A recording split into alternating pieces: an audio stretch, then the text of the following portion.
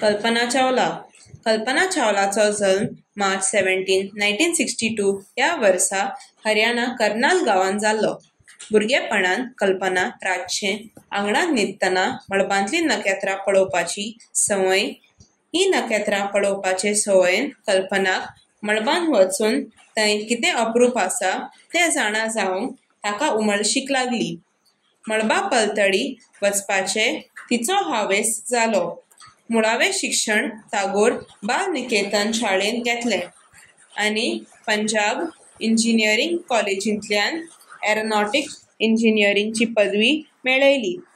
अमेरिकेंत तिणें टेक्सास विद्यापीठांत मास्टर पदवी जोडली. उपरांत कोलोराडो विद्यापीठांतल्यान 1988 वर्सा डॉक्टरेट मेळयली.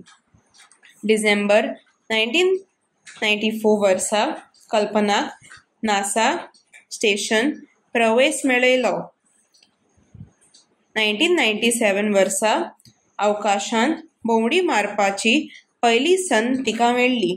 कल्पनान अवकाशांत केल्लें काम पळोवन नासाचे अधिकारी प्रभावीत जाले. तिच्या वावरा खातीर 2003 वर्सा कोलंबिया ह्या याना वरवीं अवकाशांत परत एकदां वचपाची तिका संद मेळ्ळी.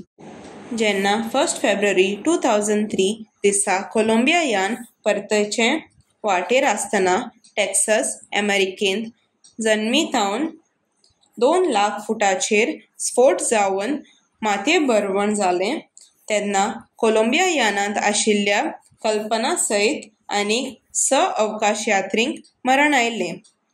कल्पनान 41 वर्सांचें सुपुर्लेंच जिवीत आपलें सपन पुराय केलें. ताचें जिवीत हे संवसारांतल्या सगळ्या अस्तुऱ्यांक देख दिवपी. कल्पनान आपल्या वांगडा भारत, हरियाणा आनी कर्नाल हाचें नांव व्हड केलें.